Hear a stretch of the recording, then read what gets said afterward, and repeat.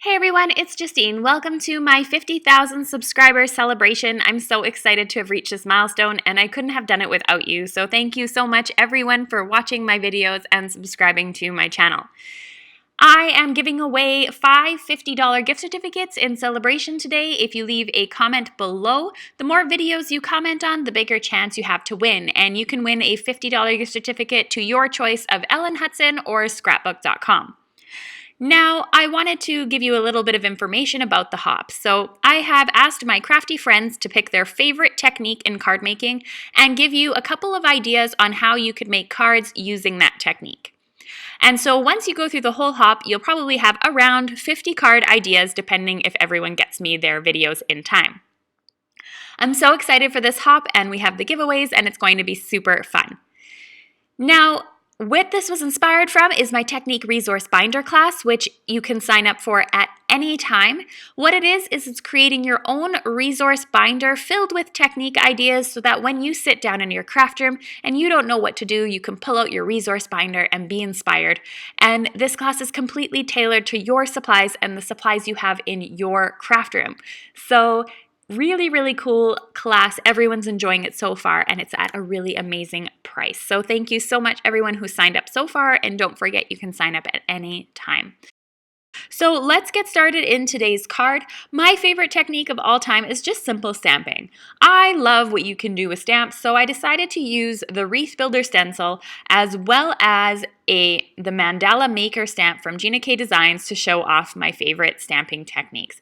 Now, I wouldn't necessarily say that wreath building is the thing that I do most often, but I think this is quite innovative and a lot of fun. So let's get into making the card.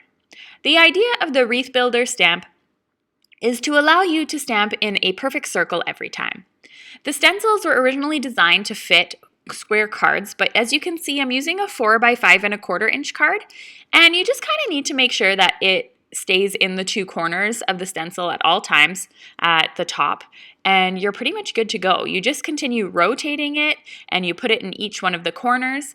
I don't bother using the magnet when I'm doing this technique because I'm moving it after each stamp anyway, so I don't need it to necessarily stay in perfect space on my MISTI. So I'm just going around and stamping all of this. I have 4 card examples today, but I'm only going to show you this one example because I think you get the picture. And I realize because this is a video hop, there are a lot of videos to watch and I don't want things to get too long. So I'm going to be using Samba ink here, and you can see I'm using one of the designs from the Mandala Maker stamp set. This is one of the most creative stamp sets I've seen in a long time because there's so many different patterns that you can create. So moving on now, I'm going to talk a little bit about stamp placement. You can really place your stamp anywhere and you can start your cardstock really in any of the corners. It's completely up to you. I could have started this stamp, for example, in between any of those stamps, picked it up with my MISTI, and been good to go. So I really like the ease of this and the fact that you can really put it where you want to. If you always want to center your cardstock for the first stamp in the same area, you can. If you don't want to do that, you don't have to. It's completely up to you how you want to do it. I absolutely love the way that when you build this one stamp that I did, it creates this sort of star or almost like a flower pattern in the center. I thought that was really cool and it was really unexpected. So what I would suggest with this stamp is that you grab each one of the stamps that it comes with, because it comes with a whole bunch of random small stamps, and give each one of them a try, because in all honesty, they all look different and it's a little bit unexpected. Now, the closer you put it towards the center of your mandala that you're creating, the closer together the stamps are going to be. They may overlap to create some sort of flower or star pattern, but if you have them further apart, like I did on the red ones there, then they're going to be more spaced apart.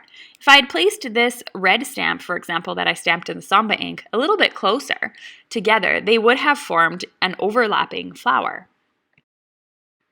Needless to say, the possibilities are endless, the color combinations are endless. It's really quite easy to use once you get the hang of it. So here's another look, for example, when I place the flower a little bit closer together. So this is a very similar stamp to what I used on the previous card, but it is slightly bigger. And so really, it's all about practicing with the placement and seeing how it's going to look and what kind of look you want. So I'm going to be using the Tiki Torch ink. It's one of my favorite colors from Catherine Pooler, and I'm going to be rotating this each time. You can see that if I had placed it a little closer to the center even, they would have overlapped a little bit. But I liked this look too. I liked the little spaces of white in between. I thought it looked really neat and almost like a sunflower when it was all finished. And then you can really just at this point add whatever focal point in the center you're going to have, be that a sentiment or whether it be one of the designs. So I've gone ahead and I've created 4 different designs. So you can really build these up as little or as much as you want. You can add as many details as you want. You can see I've made some with a lot of detail, some with not so much detail, and really in the end they're quite cool. I got a new camera and I have to say I kept switching on and off, and that's another reason why I didn't show each one of the cards. So I am going to add my sentiments now. And I got these new stamps from Tailored Expressions. I think these are the coolest idea in a long time. So what they are this rubber stamp full of expressions. This one here is a great set. It's has a little bit of everything on it, from like birthday, sympathy, baby, whatever. And I'm going to ink this up with some blackjack ink, and be sure to ink up those 3 squares on each side as well, because that's going to help you align the die. This is going to make card making just so easy when you just need a small sentiment. I'm now going to go ahead and grab a scrap sheet of paper. I'm going to lay it on top of the stamp, and I'm just going to give it a rub. You could also put this into your MISTI, of course, and stamp it if you want to make sure that everything is perfect. So now all of these are stamped out, all the sentiments are stamped out, and there is a coordinating die. Now, what I love about this is they have 2 sizes of these. They have a mini stamp set for smaller occasions like Thanksgiving and Halloween, and they have this large one for sayings that, are more common, and I'm hoping they're going to come out with way more than what they have. So you place the die in one sheet, lining up those 3 squares on each side, and when you die cut them, it die cuts all the sentiments at the same time. So I'm going to be keeping a bowl full of all the leftover sentiments so I can just grab and go at any time. How cool is this? I think it is seriously one of the coolest things I've seen in a long time. It was something I definitely needed to have. So I ran that through my Platinum 6 machine, and I peeled off the purple tape that was keeping the die in place, so I didn't want it to, of course, move around while it was going through my die cutting machine. And you can see that these fishtail banners have cut out perfectly, and I have a whole bunch of sentiments done all at once. This makes for such efficient time in your craft room, and I love that you get a little bit of everything with it. Okay, so you can see my 4 mandalas that I have created. You can pause the screen at any time if you want to recreate any of them so you can see which of the mandala maker stamps I had used and where I had placed them, because I don't think a video tutorial can really teach you where to place those stamps so that you can recreate exactly what I did. Just really have fun with them because they really do create the most beautiful things. You can see that all 4 of these are very distinctly different, but I used the same color combination, Samba, Tiki, Torch, and Blackjack, and a little bit of Limoncello now and again. And they just create the most beautiful cards. And these sentiments don't distract from the cards, which is what I like. They're very clean and simple when they're all said and done. And you can place the sentiments really anywhere on your cards. So you can place them, in the center, you can place them towards the top, the bottom, on the side, whatever you want. And it depends how much you want to take away from the design, or maybe you need to cover up an area where you got a fingerprint or something, like I cleverly did, and you just put them where your heart desires.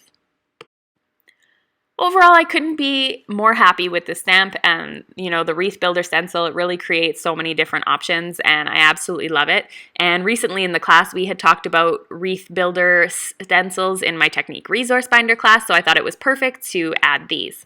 So here is a slow-mo look at all of these cards, a little bit closer anyway. I added a Happy Birthday to You sentiment, then a You Are Simply Fabulous. This one here has a lot of white space, really spaced out in between. And then I have the 3rd card, which is So Grateful for You. And this one here, I added quite a few of the stamps. And I always try to tie in the colors together, so using each color more than once. And then Celebrating with You Today is just this really fun sort of paisley pattern that I had created. Now don't forget to leave your comment below, and also in the video description I have the link to the next person in the video hop. And you can click on their video to check out their video tutorial and keep going. Remember, the more times you comment, the better chance you have to win. Thanks so much, everyone, and have a wonderful day.